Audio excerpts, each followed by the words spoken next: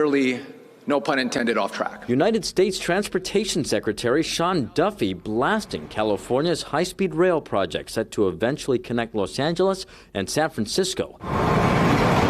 Duffy quick to point out an issue he says must be addressed. California doesn't have the money to complete the project. Duffy making these remarks at downtown LA's Union Station alongside California Republican members of Congress and the legislature.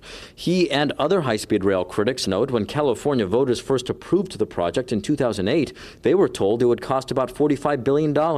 But since then, new state estimates show the project's costs have ballooned to anywhere between $88 to $128 billion. Thus far, the state has spent a total of $10 billion and the federal government $3.5 billion, all as the project's completion date remains unclear. So the question becomes, what do we do? Well, I can't make decisions for the great state of California, but we do have to be responsible for the tax dollars that are spent from the federal government. That's why Duffy officially announced the Trump administration is launching a review that will investigate and determine whether to move forward with the Biden administration decision to allocate an additional $4 billion in federal funds for the portion of the project between Bakersfield and Merced, set for completion sometime between 2030 and 2033. We can't just say we're going to give money and then not hold states accountable to how they spend that money. His announced review comes just weeks after President Donald Trump vowed to investigate the project's spending. The train that's being built between Los Angeles and San Francisco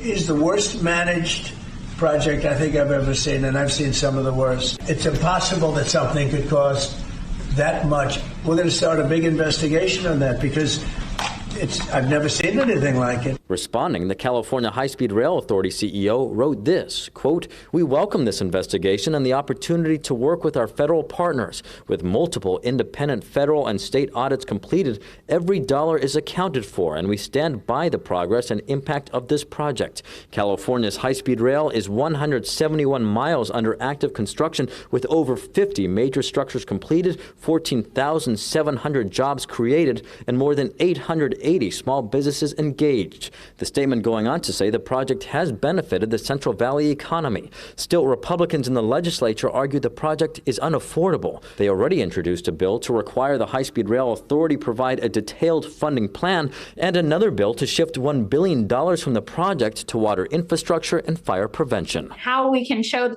the people that are paying for this, which is the taxpayers, that they're getting more bang for their buck with the high-speed rail. I would always argue water infrastructure and wildfire prevention is the way to go. High-speed rail did not have a plan in place, and yet they started building.